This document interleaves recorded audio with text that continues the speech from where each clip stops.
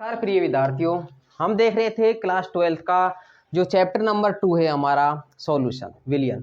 ठीक है, उसमें हमने 3 क्लास कर ली थी जिनमें हमने देखा था कि बेसिक जो विलियन क्या होता है, हमारा कितने घटक होते हैं विलियन के।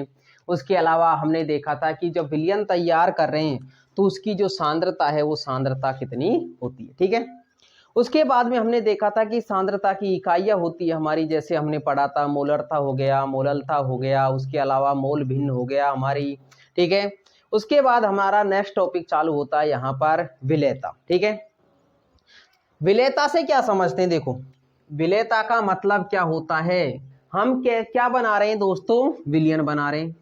क्या बना रहे हैं विद्यार्थियों? विलियन पढ़ रहे हैं, सॉल्यूशन पढ़ रहे हैं। और सॉल्यूशन क्या होता है आपको बार बार बता रहे हैं हम, सॉल्यूशन क्या होता है? एक होमोजीनियस मिक्सचर होता है। क्या होता है?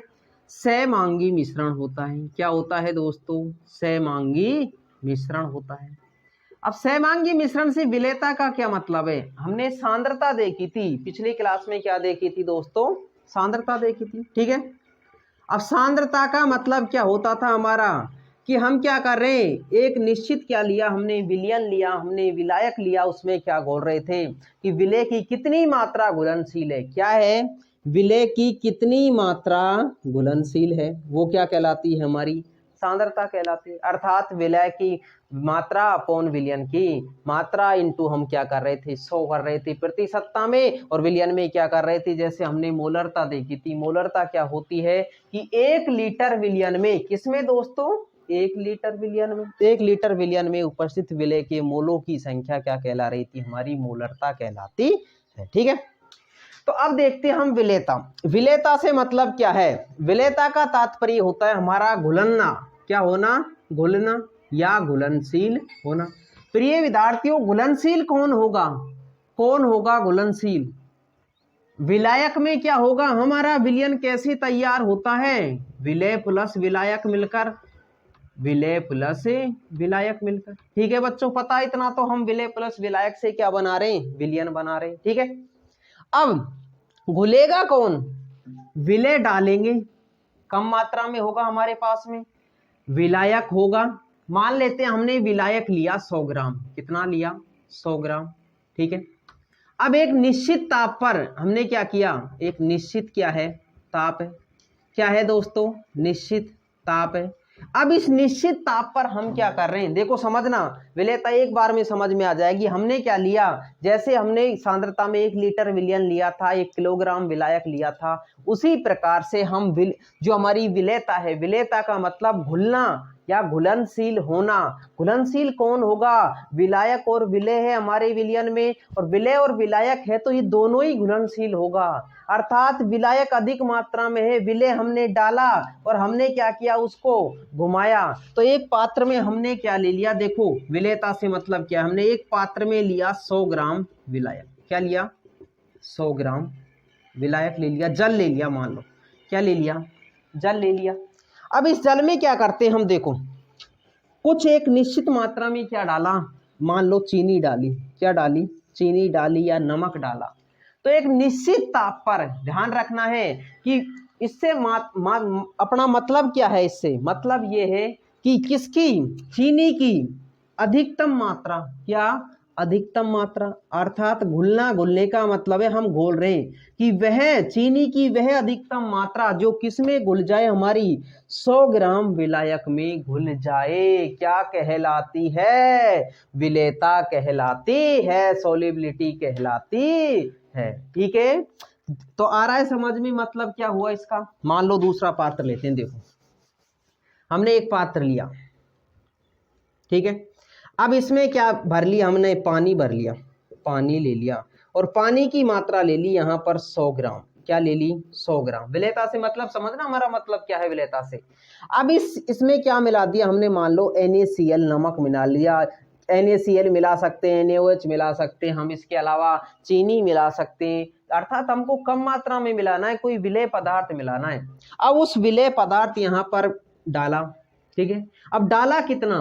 अब वही तो है हमारी घुलनशीलता कि NaCl की अधिकतम मात्रा क्या मैक्सिमम मात्रा इसकी जो किसमें 100 ग्राम विलायक में कब एक निश्चित ताप पर घुल जाए, घुलनशील हो जाए, क्या कहलाती है? विलेयता कहलाती है।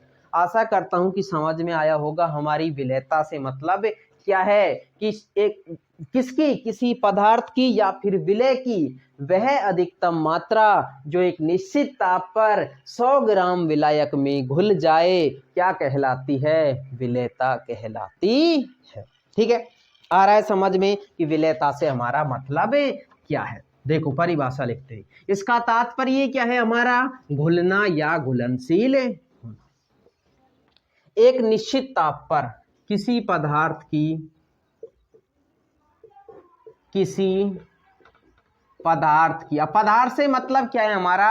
विलेय पदार्थ, चीनी हो गया, नमक हो गया, हमारा कुछ भी गोले हम किसी पदार्थ की एक निश्चित ताप पर, एक निश्चित ताप पर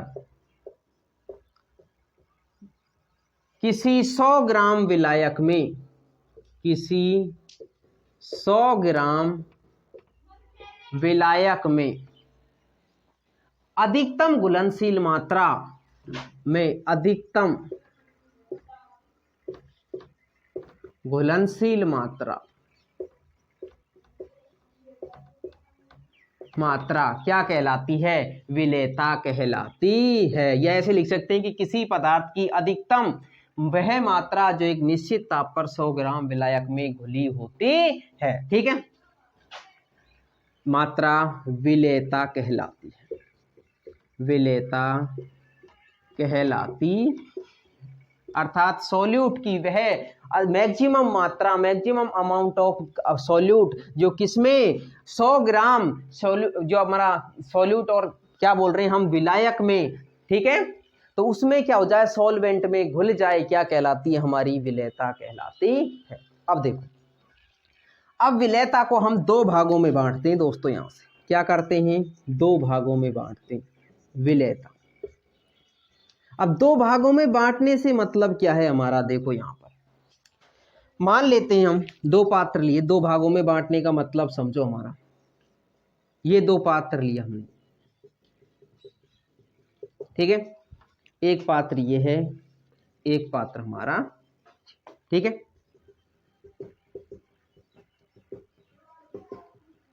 अब देखो हमने क्या किया, समान मात्रा में दोनों में क्या कर लिया, 100 ग्राम क्या ले लिया, देखो 100 ग्राम पानी ले लिया, ठीक है। यहां पर भी 100 ग्राम क्या है हमारा, पानी, ठीक है। अगर आप ये कहेंगे कि 100 ग्राम पानी कैसे लेंगे, हम तो आयतन लेंगे। तो आयतन लेना है तो आपको आयतन में क्या करना है कि 1 लीटर जो हमारा विलायक है, उस 1 लीटर विलायक में उपस्थित वहां पर सिर्फ क्या आ जाएगा, विलेय के मोलों की संख्या, ध्यान में रखना है, विलेय के मोलों की संख्या क्या कहलाएगी, हमारी विलेयता कहलाएगी, ठीक है। यहाँ पर 100 ग्राम लिया है तो हम क्या कर रहे हैं, 100 ग्राम विलेय में एक निश्चित ताप पर अधिकतम घुलनशील मात्रा क्या कहलाती है, हमारी विलेयता कहलाती है। या फिर हम परिभाषा बना सकते हैं इसकी कि 1 लीटर, ध्यान में रखना है किसमें, 1 लीटर विलायक में एक निश्चित ताप पर, एक निश्चित ताप पर विलेय की अधिकतम घुलनशील मात्रा, किसकी, विलेय की अधिकतम घुलनशील मात्रा, अधिकतम घुलनशील विलेय के मोलों की, विलेय के मोलों की अधिकतम घुलनशील, या विलेय की मात्रा, विलेय के अधिकतम घुलनशील मात्रा क्या कहलाती है, हमारी विलेयता कहलाती है। अब इनसे देखो दो पात्रों से, समान मात्रा में 100 ग्राम पानी ले लिया, 100 ग्राम पानी ले लिया। अब इसको दो भागों में कैसे बांटते हैं, देखो एक तो ये है, एक हमारा ये है, ठीक है। एक पढ़ेंगे हम दोस्तों विलेयता में कि हम किसकी, ठोस की द्रव में विलेयता, पानी हमारा सेम है, क्या मिलाएंगे, ठोस की द्रव में विलेयता, द्रव तो सेम है, क्या मिलाएंगे, ठोस मिलाएंगे, ठीक है। एक यहां पर किसकी, गैस मिला दें द्रव में, तो गैस की द्रव में विलेयता किसमें, तो दो भागों में पढ़ते हम। एक होता है यहाँ पर क्या मिला दे हम, नमक मिला दे, एक यहाँ पर क्या मिला दे, मान लो कोई हमारा द्रव है, उस द्रव में क्या मिला दी हमने, गैस मिला दी, तो गैस की द्रव में विलेयता पढ़ेंगे।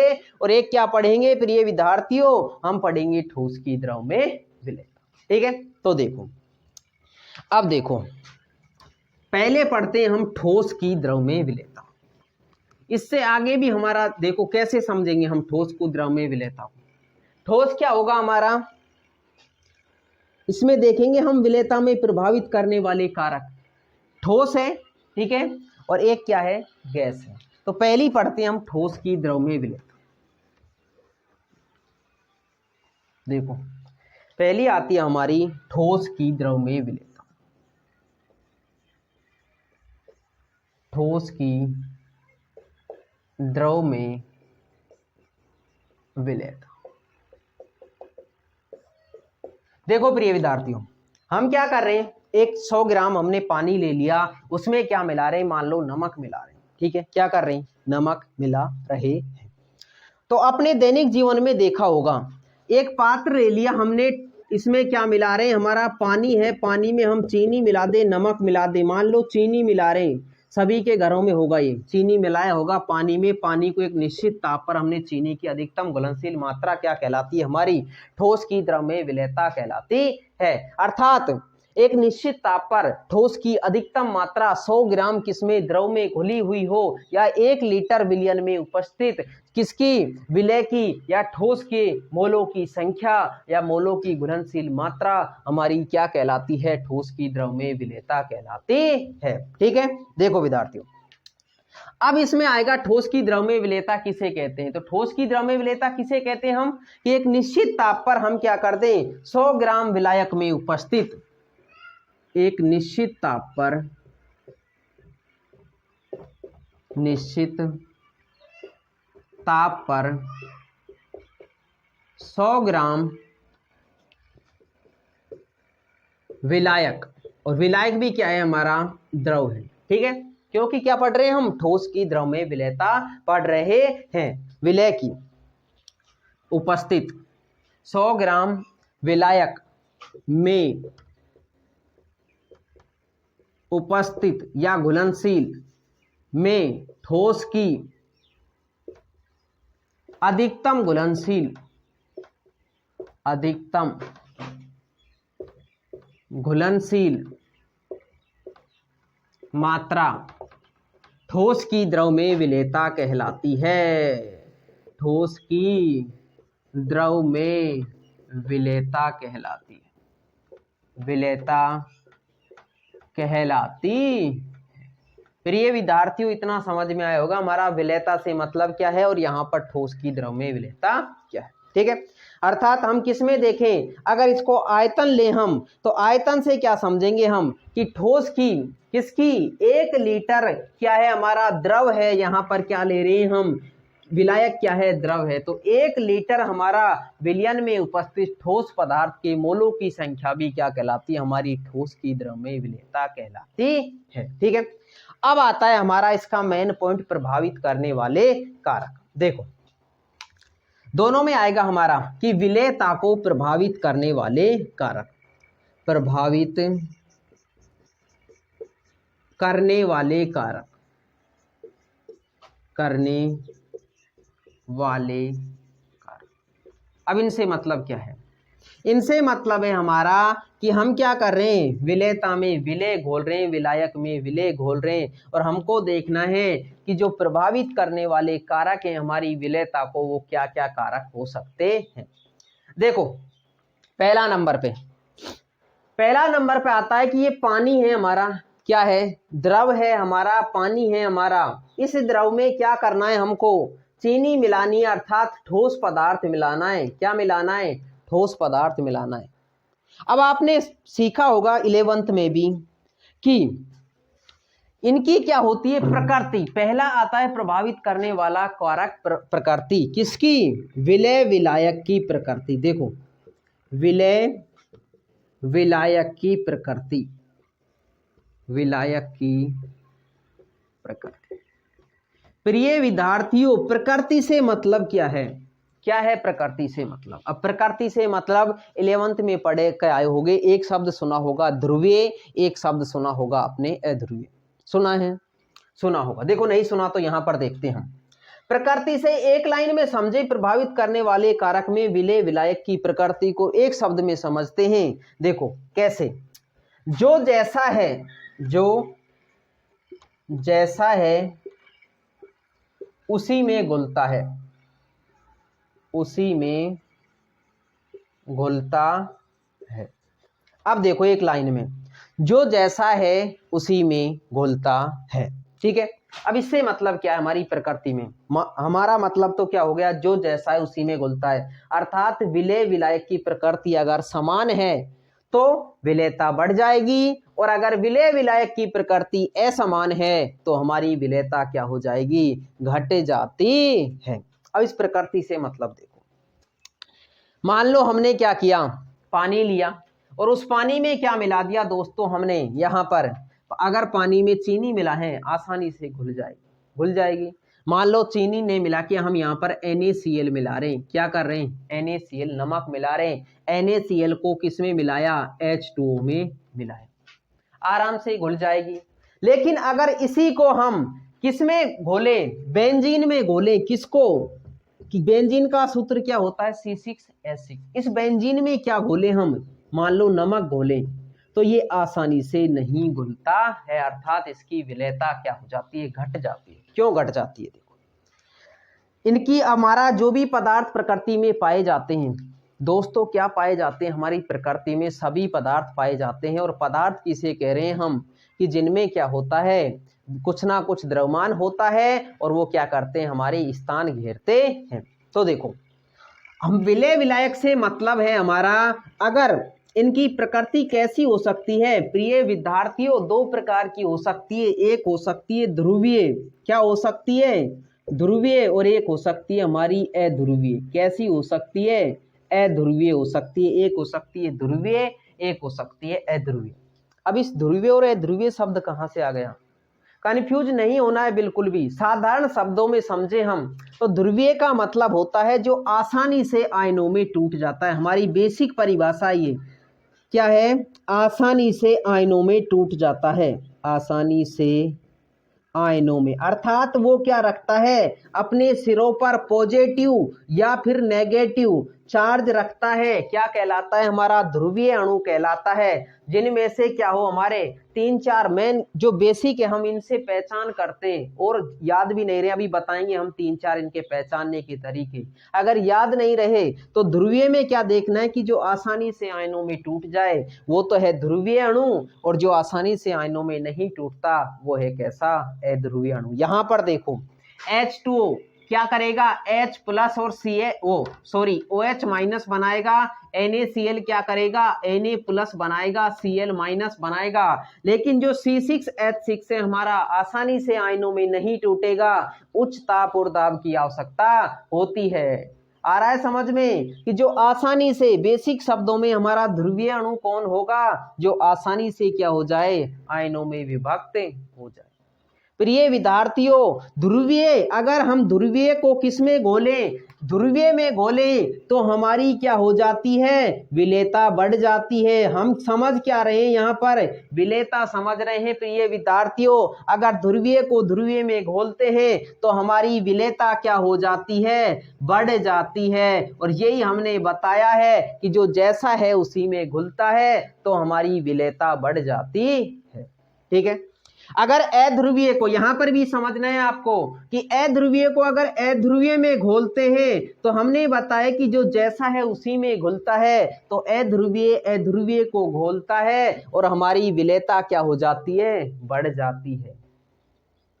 अब आपके दिमाग में सवाल आएगा कि सर जी अगर हम ध्रुवीय को अध्रुवीय में घोल दें तो यही हमने यहाँ पर किया है बच्चों, यही हमने यहाँ पर किया है। C6H6 क्या है हमारा? अध्रुवीय अणु है और NaCl क्या है, हमारा ध्रुवीय अणु है, तो हमारी विलेयता क्या हो जाती है, यहाँ पर घट जाती है। बच्चों ध्यान में रखना है, जो जैसा है अर्थात इनकी प्रकृति अगर समान है विलेय विलायक की तो हमारी विलेयता बढ़ जाती है, अन्यथा हमारी विलेयता क्या हो जाती है, घट जाती है। तो पहला प्रभावित करने वाला कारक होता है हमारा विलेय विलायक की प्रकृति। ठीक है, अब आपको बोल रहा था मैं कि ये क्या है, ध्रुवीय की पहचान कैसे करेंगे। एक पहचान तो हो गई कि ये आसानी से क्या हो जाता है, आयनों में टूट जाता है, अर्थात इनके सिरों पर क्या होना चाहिए, पॉजिटिव या नेगेटिव आवेश होना चाहिए। ठीक है, दूसरा पॉइंट ध्रुवीय अणु की पहचान की दूसरा पॉइंट आता है, पहला तो इनके सिरों पर आसानी से आयनों में टूट जाए, अर्थात सिरों पर पॉजिटिव या नेगेटिव आवेश होना चाहिए। दूसरा आता है इनकी कैसी होनी चाहिए, संरचना असंतुलित होती है। संरचना कैसी होती है, असंतुलित होती है। कैसी होती है, असंतुलित होती है, अर्थात इनकी संरचना कैसी होती है दोस्तों, असंतुलित, संतुलित नहीं हो पाती है, अर्थात किसी के पास लोन पेयर उपस्थित होगा, किसी के पास में डबल बॉन्ड ट्रिपल बॉन्ड उपस्थित होंगे, अर्थात संरचना एक तरह से संतुलित नहीं होती है। जैसा हमने बताया, देखो अगर C6H6 की देखें हम, कैसी होती है संरचना, इस प्रकार से होती है। ठीक है, होती है, तो ये कैसी है, हमारी संतुलित, अर्थात असंतुलित संरचना नहीं है, तो इसलिए ये कैसा होता है, अध्रुवीय होता है। हम किसकी पहचान बता रहे हैं, ध्रुवीय अणु की पहचान बता रहे हैं, और जो जो ध्रुवीय होंगे उनके अलावा क्या होंगे, हमारे अध्रुवीय होंगे। तीसरी इनकी कैसी होती है, कोणीय संरचना होती है। असंतुलित होने के साथ साथ में कैसी होती है, कोणीय संरचना होती है। ध्रुवीय अणु की पहचान की आपको बता रहे हैं कि पहचान कैसे करते हैं। ठीक है, और चौथा पॉइंट आता है इनके केंद्रीय परमाणु के पास लोन पेयर उपस्थित होते हैं। चौथा आता है केंद्रीय परमाणु के पास, केंद्रीय परमाणु के पास लोन पेयर उपस्थित होते हैं। वही अणु क्या होगा, हमारा ध्रुवीय अणु होता है। प्रिय विद्यार्थियों अब समझ में आ गया होगा, अब आप पहचान कर लोगे कि कौन सा अणु हमारा ध्रुवीय है और कौन सा अणु हमारा अध्रुवीय है। तो जैसे हम देखें यहाँ पर एग्जाम्पल आपको बताएं, जैसे HF आ गया, एग्जाम्पल है हमारा HF। देखो कैसा है, H प्लस F माइनस बनाएगा, आसानी से टूट जाएगा। पहला नियम ही फॉलो होता है, कैसा है, ध्रुवीय अणु है। अगला देखें, जैसे हमारा हो गया H2, हमने अभी बताया आपको। अगला हो गया जैसे CO2, उसके अलावा हो गया NH3 और CO2 इनके पास क्या होते हैं, ऑक्सीजन के पास, यहाँ पर नाइट्रोजन के पास लोन पेयर उपस्थित होते हैं, जिसके कारण क्या होता है, ये हमारा ध्रुवीय अणु होता है। अध्रुवीय अणु जो आसानी से क्या नहीं होते, हमारे आयनों में नहीं टूटते हैं, जैसे CaCO3 और इसके अलावा C6H6, इनकी विलेयता क्या हो जाती है, हमारी ध्रुवीय अणुओं से मिलाते हैं तो विलेयता घट जाती है। तो मतलब क्या समझना है हमको कि ध्रुवीय पहली है हमारा प्रभावित करने वाला कारक विलेय विलायक की प्रकृति, जो जैसा है उसी में घुलता है, अर्थात ध्रुवीय को ध्रुवीय में घोलेंगे विलेयता बढ़ जाएगी, ध्रुवीय को अध्रुवीय में घोलेंगे तो भी विलेयता बढ़ जाएगी, लेकिन अगर ध्रुवीय को अध्रुवीय में घोल दिया तो विलेयता घट जाती है। इसीलिए हमसे क्वेश्चन पूछा जाएगा कि C6H6 को NaCl में घोलने पर विलेयता घट जाती है, क्यों, क्योंकि ये कैसा है, C6 अध्रुवीय है, ये कैसा है, ध्रुवीय है, अर्थात प्रकृति समान न होने के कारण ये क्या हो जाती है, विलेयता घट जाती है। जबकि जल की NaCl और KCl में अधिक घुलनशीलता होती है, क्योंकि इनकी प्रकृति समान होती है। देखो अगला, पहला कारक हो गया, पहचान के तरीके समझ लिए। अगला प्रभावित करने वाला कारक देखो, अगला प्रभावित करने वाला कारक आता है हमारा ताप। क्या आता है, ताप। अब देखो दोस्तों, ताप को इसी से समझ लेते हैं।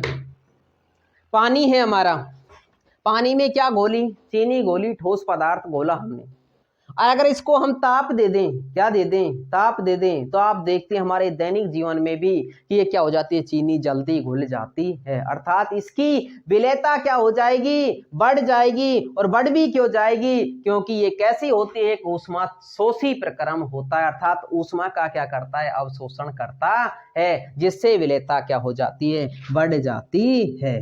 तो हम क्या लिखेंगे कि ताप बढ़ाने पर ताप बढ़ाने पर विलेयता बढ़ जा, ठोस की द्रव में विलेयता, ठोस की द्रव में विलेयता, विलेयता बढ़ जाती है, बढ़ जाती है, क्योंकि यह एक ऊष्माशोषी प्रक्रम होता है, ऊष्माशोषी प्रक्रम होता है। तो दूसरा प्रभावित करने वाला कारक आता है हमारा ताप। अब तीसरा देखो, तीसरा प्रभावित करने वाला कारक आता है हमारा दाब। तीन कारक प्रभावित करते हैं, पहला है विलेय विलायक की प्रकृति, दूसरा है हमारा ताप और तीसरा आता है दाब। अब बताओ, अगर द्रव है हमारा और उस द्रव में क्या कर दें हम, कोई भी ठोस मिला दें, क्या कर रहे हैं बच्चों, ठोस मिला रहे हैं, तो बताओ अगर यही मान लो हम पानी और पानी में क्या डाल दिया, हमने ठोस डाल दिया, क्या इस पर दाब लगाएं हम, ठोस कैसे होते हैं आपने पहले चैप्टर में पढ़ोगे, अब पढ़ा होगा या फिर पढ़ोगे, 11th में भी पढ़ के आए होगे। ठोस कैसे होते हैं, हमारे कठोर होते हैं, भंगुर होते हैं, उसके अलावा असंपीड्य होते हैं, दाब का कोई भी प्रभाव नहीं पड़ता है। तो बताओ क्या होगा यहाँ पर, अगर हम इस पर दाब लगाएं, क्या बताओ चीनी आसानी से घुल जाएगी हमारे पानी में, दाब का कोई प्रभाव पड़ेगा, नहीं पड़ेगा, कोई भी प्रभाव नहीं पड़ता है। क्यों नहीं पड़ता, क्योंकि ठोस कैसे होते हैं प्रिय विद्यार्थियों, असंपीड्य होते हैं, तो दाब का कोई प्रभाव नहीं पड़ता, दाब का कोई प्रभाव नहीं पड़ता, प्रभाव नहीं पड़ता है, क्योंकि ठोस असंपीड्य होते हैं, असंपीड्य होते हैं। ठीक है विद्यार्थियों, तो ये है हमारी किसकी, ठोस की द्रव में विलेयता। हमने देखा है किसे कहते हैं ठोस की द्रव में विलेयता, जब क्या है हमारा 100 ग्राम क्या है विलायक है, उसमें क्या घोल दें, एक निश्चित ताप पर हम ठोस घोल दें, तो वो विलेयता क्या कहलाती है, हमारी ठोस की द्रव में विलेयता कहलाती है। अगली देखो, हमने क्या बताया, विलेयता हम दो प्रकार से पढ़ेंगे, पहली पढ़ ली हमने ठोस की द्रव में विलेयता, दूसरी आती है गैस की द्रव में विलेयता। तो देखते हैं हम गैस की द्रव में विलेयता, वहां पर क्या होगा, हमारा विलायक सेम होगा, विलायक क्या होगा, द्रव होगा, और हम क्या घोलेंगे, उसमें गैस को मात्रा घोलेंगे और उसमें देखेंगे कि क्या क्या प्रभाव पड़ता है। ठीक है, तो दूसरी आती है गैस की द्रव में विलेयता, गैस की द्रव में विलेयता, विलेयता,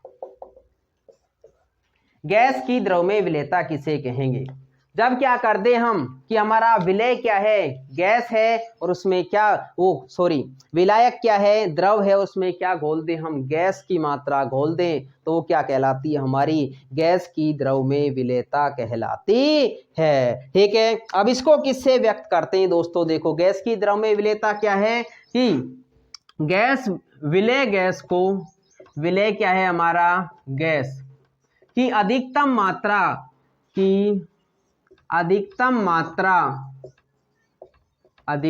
मात्रा का किसमें घोली हो, 100 ग्राम द्रव में, 100 ग्राम विलायक में, विलायक क्या है, द्रव है, विलेय क्या है, गैस है हमारी, ध्यान में रखना ये बातें हमको, गैस में घुलनशील, अधिकतम घुलनशील द्रव में घुलनशील हो, क्या कहलाती है, हमारी गैस की द्रव में विलेयता कहलाती है। प्रिय विद्यार्थियों, इसमें एक बात ध्यान में रखनी है हमको, गैस की द्रव में विलेयता को अवशोषण गुणांक द्वारा व्यक्त किया जाता है, और यह अवशोषण गुणांक क्या होता है कि विलायक के इकाई आयतन में घुली हुई गैस का एनटीपी पर आयतन क्या कहलाता है, अवशोषण गुणांक कहलाता है शील हो, इसे अवशोषण गुणांक द्वारा, किसके द्वारा विद्यार्थियों, अवशोषण गुणांक द्वारा व्यक्त किया जाता है। गुणांक द्वारा व्यक्त किया जाता है, अब देखो ये हमारा अवशोषण गुणांक क्या है। अवशोषण, देखो प्रिय विद्यार्थियों, अवशोषण गुणांक क्या है। हम क्या कह रहे हैं कि विलायक के इकाई आयतन में उपस्थित, किसमें, विलायक के, विलायक क्या है, द्रव है, उस द्रव के इकाई आयतन में उपस्थित जो हमारी एनटीपी पर, एनटीपी का मतलब क्या होता है, हमारा नेचुरल टेम्परेचर प्रेशर, अर्थात हमारा क्या है, एक क्या लेते हैं, स्थायी क्या है हमारा, कि जो हमारी प्रकृति है, वायुमंडल है, वायुमंडल ये ताप दाब पर हम क्या लेते हैं, एक क्या लेते हैं, विलायक लेते हैं। उस विलायक में घुली हुई हमारी किसकी, गैस का आयतनी क्या कहलाता है, अवशोषण गुणांक कहलाता है। ये हमारा अलग अलग गैसों के लिए अलग अलग पाया जाता है। ठीक है, तो देखो कि विलायक के इकाई आयतन में, किसमें दोस्तों, विलायक के, और विलायक क्या है, द्रव है, विलायक के इकाई आयतन में, इकाई आयतन में किसकी मात्रा, किसकी पढ़ रहे हैं हम प्रिय विद्यार्थियों, गैस की, तो आयतन में घुली हुई गैस के, घुली हुई गैस के, हुई गैस का एनटीपी पर आयतन, पर आयतन अवशोषण गुणांक कहलाता है। क्या कहलाता है, अवशोषण गुणांक कहलाता है। तो इसके द्वारा क्या व्यक्त किया जाता है, हमारा गैस की द्रव में विलेयता व्यक्त की जाती है, कहलाता है। आ रहा है समझ में, क्या कह रहे हैं हम कि विलायक के इकाई आयतन में घुली हुई गैस का एनटीपी पर आयतन अवशोषण गुणांक कहलाता है। अब देखो हम क्या कह रहे थे कि अलग अलग गैसों के लिए कुछ बेसिक है वो आपको ध्यान में रखना है, हमारी एनसीईआरटी में दिया हुआ है सिलेबस में। जैसे हमारी गैस हो गई NH3, कौन सी गैस हो गई, अमोनिया गैस। अमोनिया गैस के लिए अवशोषण गुणांक का मान होता है हमारा 7.10। ठीक है, उसके अलावा जैसे हमारी HCl गैस हो गई, हाइड्रोक्लोरिक गैस हो गई हमारी, ये हमारा द्रव के रूप में भी, अम्ल के रूप में भी पाया जाता है, HCl का अणु जो हमारा अणुसूत्र होता है, और ये हमारा गैस के रूप में भी पाया जाता है। इसके लिए होता है हमारी 4.42। ठीक है, अगली है हमारी H2 गैस, हाइड्रोजन गैस। इसके लिए अवशोषण गुणांक का मान होता है प्रिय विद्यार्थियों 0.017। उसके अलावा जैसे ऑक्सीजन गैस है, इसके लिए होता है हमारा 0.028। और एक और ध्यान में रखनी है आपको, कार्बन डाइऑक्साइड गैस, इसके लिए होता है हमारा 0.88। तो ये और भी है, लेकिन आपको ये याद में रखने, एक नंबर में पूछा जा सकता है हमारा कि अवशोषण गुणांक इन गैसों के लिए कितना होता है। इनके अगर हम इकाई आयतन में, अर्थात हम क्या ले दें, विलायक, जैसे हमने 1 किलोग्राम ले लिया, इसके अलावा 1 किलोग्राम विलायक के आयतन ले लिया हमने, उसमें इकाई आयतन में घुली हुई गैस का एनटीपी पर आयतन ही क्या कहलाता है, हमारा अवशोषण गुणांक कहलाता है। अब देखो आगे, इसके बाद आता है हमारा कि इनको प्रभावित करने वाले कारक। ठीक है, नॉर्मल टेम्परेचर एंड प्रेशर होता है हमारा एनटीपी का। आप फॉर्म लिखना चाहो तो एनटीपी होती है normal temperature and pressure, normal temperature and pressure. ठीक है, अब देखो, अब है हमारा, पढ़ेंगे हम इसको, आप नोट कर लो क्या पढ़ेंगे, इनको गैस की द्रव में विलेयता को प्रभावित करने वाले कारक। प्रभावित करने वाले कारक सेम वही है हमारी, कौन सी, विलेय विलायक की प्रकृति, ताप और दाब। लेकिन यहाँ पर हम दाब में एक नियम पढ़ेंगे हमारा, वो भी बताएंगे आपको, हेनरी का नियम। देखो, विलेय विलायक, गैस की द्रव में विलेयता को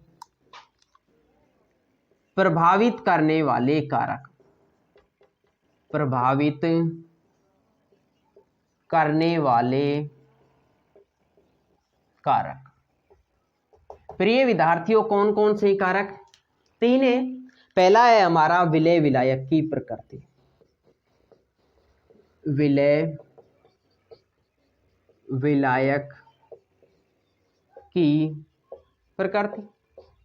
अब दोस्तों आपको पता होगा विलेय विलायक की प्रकृति में हमने आपको बताया है कि क्या कहते हैं हम, जो जैसा है उसी में घुलता है, जो जैसा है उसी में घुलता है। उसी से समझना है हमको कि जो जैसा है उसी में क्या होता है, घुलता है।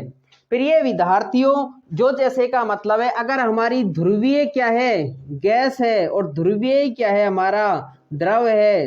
ध्रुवीय ध्रुवीय हैं दोनों, विलेय और विलायक। ये है हमारा विलेय और ये है हमारा विलायक। विलायक अगर ध्रुवीय ध्रुवीय है तो हमारी विलेयता क्या हो जाएगी, यहाँ पर बढ़ जाती है। विलेयता क्या हो जाएगी प्रिय विद्यार्थियों, बढ़ जाएगी।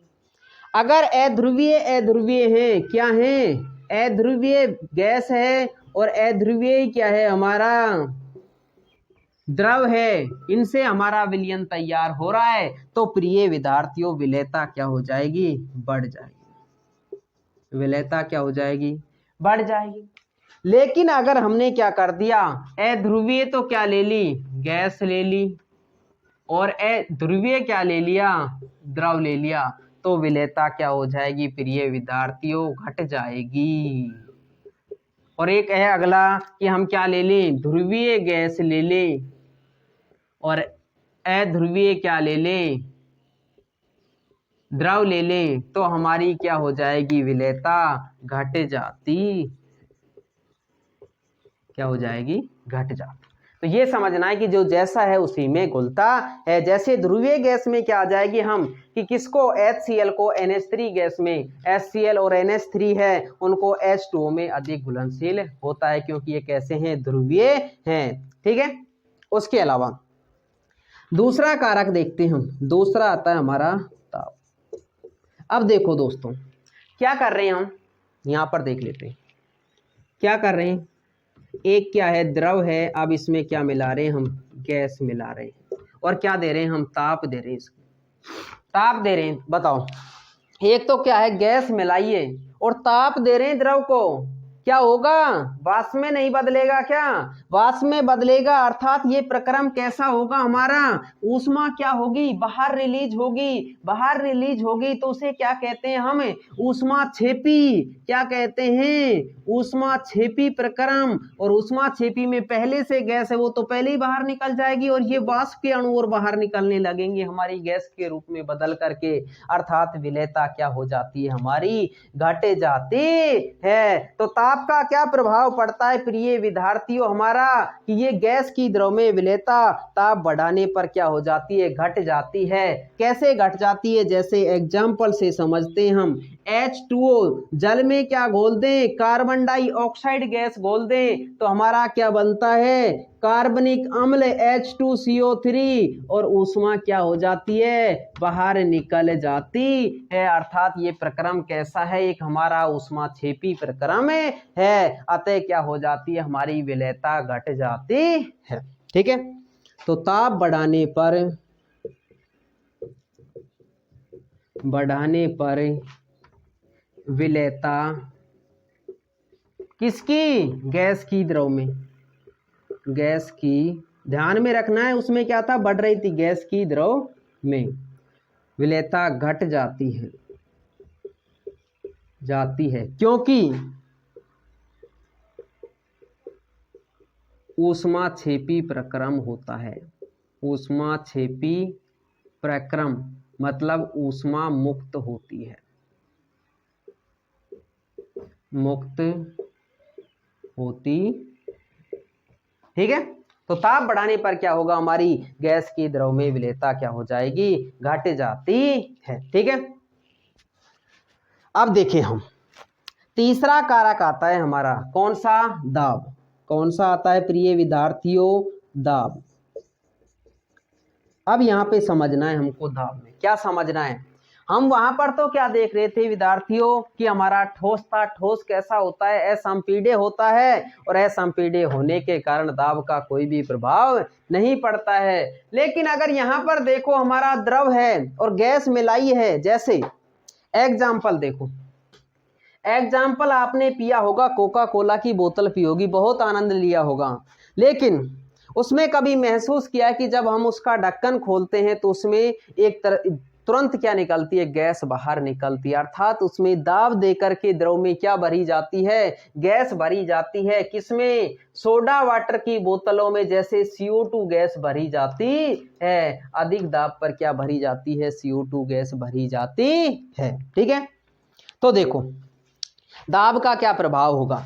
अब इस दाब बढ़ाने पर गैस की द्रव में विलेयता क्या हो जाती है, हमारी बढ़ जाती है। क्यों, गैस है हमारी, दाब देंगे, जैसे सिलेंडर में गैस भरते हैं, हमको कैसी दिखती है, बाद में सिलेंडर हला के देखते हैं, द्रव के रूप में दिखती है। अर्थात गैस को अधिक दाब लगाकर भर दिया हमने, अर्थात क्या हो जाता है, उसका आयतन घट जाता है हमारा। तो घटेगा तो अणु क्या आएंगे, पास पास आएंगे। इसके अणु देखो, द्रव के अणु क्या होते हैं, थोड़े दूर दूर, और गैस के अणु क्या होते हैं, दूर दूर होते हैं। तो दूर दूर है तो अगर उन पर हम दाब लगाएंगे तो हमारा क्या होगा, वो अणु पास पास आएंगे, पास पास आएंगे तो टक्कर करेंगे, और टक्कर करेंगे तो विलेयता क्या हो जाती है, हमारी बढ़ जाती है। और इसको किससे समझते हैं हम, स्थिर ताप पर गैस का द्रव में विलेयता को एक किससे, हेनरी के नियम से समझते हैं। अर्थात दाब बढ़ाने पर गैस की द्रव में विलेयता, दाब बढ़ाने पर गैस की द्रव में विलेयता बढ़ जाती है। मेन मतलब तो ये होता है कि गैस की द्रव में विलेयता क्या हो जाती है, बढ़ जाती है। अब देखो समझो,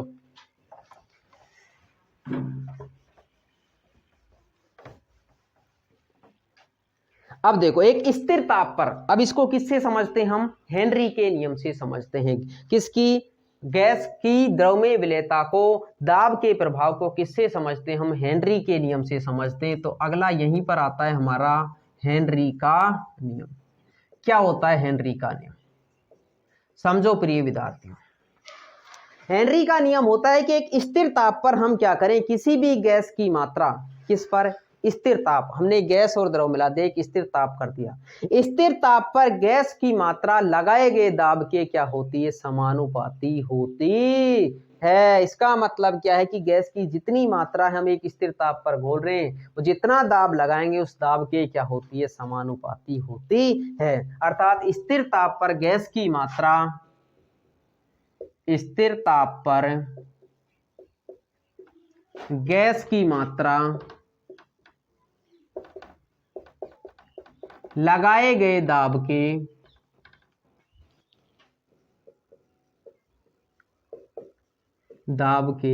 समानुपाती होती है, समानुपाती होती है। देखो प्रिय विद्यार्थी, इसका मतलब क्या है, हम मान लेते हैं कि m क्या है, हमारी गैस की मात्रा, अर्थात m समानुपाती क्या होता है, p होता है। p क्या है, लगाया गया दाब, m क्या है, हमारी गैस की मात्रा, m क्या है, गैस की मात्रा, और p क्या है, लगाया गया दाब, गया दाब। ठीक है, जब इसमें हम समानुपाती का चिन्ह हटाते हैं तो एक स्थिरांक आता है, और उसे बोलते हैं हम हेनरी स्थिरांक, KH। P और KH का मान निकलता है हमारा M/P। हमारे न्यूमेरिकल में ये पूछा जाएगा हमसे कि हेनरी स्थिरांक का मान ज्ञात कीजिए। तो हेनरी स्थिरांक का मान कैसे ज्ञात करते हैं हम, कि गैस की मात्रा और लगाया गया दाब का अनुपाती क्या कहलाता है, हमारा हेनरी स्थिरांक कहलाता है। ठीक है, अब इसी में आता है हमारा, देखो दोस्तों नीचे, इसी में क्या आता है हमारा, एक साथ में हेनरी के नियम से जुड़ा हुआ ही एक क्या आता है, हमारा डाल्टन का नियम आता है। उसे हम डाल्टन के नियम से समझते हैं। कि डाल्टन के नियम से कैसे समझते हैं, कि डाल्टन का नियम क्या कहता है, यहीं पर हमारा देखो, उसे हेनरी के नियम में भी लिखते हैं, और डाल्टन के नियम के अनुसार होता है वो हमारा क्या होता है, कि स्थिर ताप पर गैस पर लगाया गया दाब, किसकी, विलेय की, अर्थात गैस की मोल भिन्न के क्या होता है, बराबर, अर्थात समानुपाती होता है। स्थिर ताप पर, स्थिर ताप पर किस पर है, गैस पर लगाया गया दाब, गैस पर लगाया गया दाब गैस की अर्थात विलय की मोल भिन्न के समानुपाती होता है। मोल भिन्न के समानुपाती होता है हेनरी के नियम में। अर्थात इसका मतलब क्या है हमारी यहाँ पर कि या तो हमको क्या दे दे प्रिय विद्यार्थियों, गैस की मात्रा दे दे, गैस की मात्रा न दे करके हमको क्या दे दे, उस गैस की मोल भिन्न दे दे। तो हेनरी का नियम अर्थात डाल्टन के नियम के अनुसार क्या कहता है हमारा कि जो स्थिर ताप पर गैस पर लगाया गया दाब गैस की मोल भिन्न के समानुपाती होता है। अर्थात यहाँ पर क्या लिख सकते हैं हमने क्या कहा है, लगाया गया दाब अर्थात P क्या है हमारा, लगाया गया दाब है किसके समानुपाती होता है, एक्स ए के। अर्थात x क्या है हमारा, गैस है, तो हम क्या मान सकते हैं x से, और x से लिख लें यहाँ पर, x से क्या है हमारी गैस की मोल भिन्न, गैस की मोल भिन्न। ठीक है प्रिय विद्यार्थियों। और KH क्या है यहाँ पर, क्या है हमारा KH हेनरी स्थिरांक, हेनरी स्थिरांक। और यहाँ पर अगर हम समानुपाती का चिन्ह हटाते हैं तो यहाँ पर आता है हमारा KH डैश एक्स ए, और यहाँ पर KH डैश क्या है हमारा हेनरी स्थिरांक है, सेम वही। अगर हमको क्या दे दे, मोल भिन्न दे दे, हेनरी स्थिरांक। तो यहाँ से कैसे निकलेगा इसका मान हमारा KH डैश बराबर P अपॉन एक्स ए। ये लो, तो ये होती है हमारी गैस की द्रव में विलेयता। क्या होती है, इसके लिए आता है हमारा हेनरी का नियम। हेनरी का नियम क्या कहता है, स्थिर ताप पर गैस की मात्रा लगाए गए दाब के क्या होती है, समानुपाती होती है। अगर गैस की मात्रा न दे करके गैस की क्या दे दे, मोल भिन्न दे दे, तो हमारे डाल्टन के नियम के अनुसार क्या होता है, स्थिर ताप पर गैस पर लगाया गया दाब गैस की मोल भिन्न के क्या होता है, समानुपाती होता है। यहाँ से देख लो KH डैश बराबर क्या है प्रिय विद्यार्थियों, P अपॉन एक्स। ठीक है, अब जैसे हमको एक न्यूमेरिकल दे दिया इसी पर आधारित, ठीक है, उससे देखने से पहले हम देख लेते हैं हेनरी नियम का उपयोग कहां पर करते हैं और इसकी सीमाएं क्या क्या होती हैं। देखो उपयोग, हेनरी नियम के उपयोग कहां पर है हमारे, तो उपयोग में आता है हमारा उपयोग किसके, हेनरी नियम के उपयोग। पहला उपयोग है हमारा किसका, कि जो सोडा वाटर की बोतल होती है उसमें CO2 गैस का प्रवाह उच्च दाब पर क्या किया जाता है, सोडा वाटर की बोतल, सोडा वाटर की बोतल में CO2 का प्रवेश किस पर, उच्च दाब पर। ठीक है, पहला उपयोग हो गया। दूसरा उपयोग आता है कि गोताखोर के सिलेंडर में, किसके, दूसरा आता है गोताखोर, गोताखोर जो समुद्र में डुबकी लगाते, गोताखोर के सिलेंडर में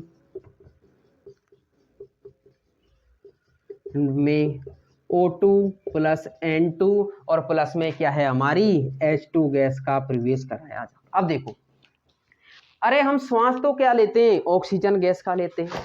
फिर प्रिय विद्यार्थियों हम ये गोताखोर होते हैं, नीचे जाते हैं, नीचे जाते हैं तो क्या श्वास में तीनों ही गैस लेते हैं, सोचने की बात है। ऑक्सीजन लेता है मनुष्य जीवित रह पाता है।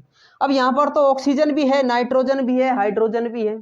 फिर प्रिय विद्यार्थियों क्यों बढ़ता है, क्योंकि अगर ऑक्सीजन ही ऑक्सीजन लेकर के वो जाए तो एक तो क्या होगा, वजन अधिक होगा, इसका क्या होगा, वजन अधिक होगा, है। ठीक है, बेसिक बात तो क्या है, वजन अधिक। दूसरी बात कि ये क्या करता है, अगर ऑक्सीजन को उच्च दाब पर रक्त से क्रिया करके नीचे क्या होता है हमारा दाब अधिक होता है, पानी का दाब लगेगा, और उच्च दाब पर जो हमारी ऑक्सीजन होती है वो शरीर में जो रक्त है उसके साथ में क्रिया करके क्या बना लेती है, संकुल का निर्माण कर लेती है, जो हम 9th चैप्टर में भी पढ़ते हैं, उपसय संयोजक यौगिक में भी लास्ट में, दैनिक जीवन में महत्व। ठीक है, क्या बना लेती है, संकुल बना लेती है हमारा। ठीक है, संकुल बना लेती है, और संकुल बनाने से व्यक्ति के शरीर में क्या उत्पन्न होने लगता है, जकड़न उत्पन्न होने लगता है। क्या होता है, शरीर में जकड़न होने लगता है, क्या बना लेती है, संकुल का निर्माण कर लेती। ठीक है, अब जकड़न होगा तो वो काम नहीं करेंगे, उसके हाथ पांव तैर नहीं पाएगा। तो इसके लिए क्या करता है, सिलेंडर में उपस्थित जो भी हमारी क्या होती है नाइट्रोजन गैस है, यहाँ पर वो नाइट्रोजन क्या होती है, बुलबुले के रूप में बाहर निष्कासित हो जाती है। ठीक है, और वह हीलियम गैस के कारण व्यक्ति को इसका क्या है हमारा H2N2 और He H हीलियम गैस का प्रवेश कराया जाता है हमारी। तो हीलियम गैस के कारण क्या होता है, इसका वजन हल्का हो जाता है। वो तो हमारी नाइट्रोजन गैस क्या करेगी, बुलबुले के रूप में शरीर से बाहर निकाल देगी, जकड़न कम हो जाएगी। तो ये क्वेश्चन पूछा जा सकता है आपसे कि गोताखोर के सिलेंडर में तीनों गैसें क्यों भरी जाती हैं, ठीक है।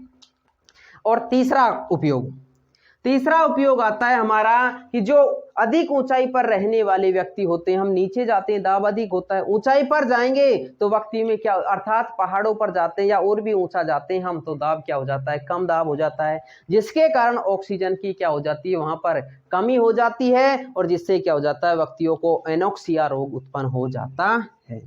कौन सा रोग, एनोक्सिया रोग पूछा जा सकता है। तो ध्यान में रखना है, जो पर्वतारोही होते हैं ऊंचाई पर जाने पर दाब कम हो जाता है और इससे क्या हो जाती है, हमारी ऑक्सीजन की कमी हो जाती है, वे एनोक्सिया रोग उत्पन्न हो जाता है, ठीक है। हेनरी नियम की सीमाएं, लास्ट पॉइंट है हमारा इसमें, हेनरी नियम की सीमाएं, नियम की सीमाएं। अब हेनरी नियम की सीमाएं क्या होती है हमारी, एक तो है हमारा कि दाब कम नहीं होना चाहिए और ताप अधिक नहीं होना चाहिए। दो सीमाएं होती हैं, दाब कम नहीं होना चाहिए क्योंकि उच्च दाब पर बढ़ते हैं हम, दाब कम नहीं होना चाहिए, और दूसरा आता है ताप अधिक नहीं होना चाहिए, क्योंकि कैसा प्रक्रम होता है, ऊष्माक्षेपी प्रक्रम होता है, विलेयता घट जाएगी हमारी। तो ताप अधिक नहीं होना चाहिए, तो ये आता है हमारा हेनरी के नियम को डिटेल से कि क्या क्या सीमाएं होती हैं हमारे हेनरी नियम की और कैसे कैसे ये हमारा कार्य करता है, ठीक है। इसके अलावा हमारा एक न्यूमेरिकल बनता है छोटा सा, वो आप कर भी लोगे कि क्या है हमारा, अगर मोल भिन्न दे रहा है हमको तो हमारा ये फॉर्मूला लगा देंगे। अभी आया कि दाब जो हमारा समानुपाती होता है, देखो कैसे,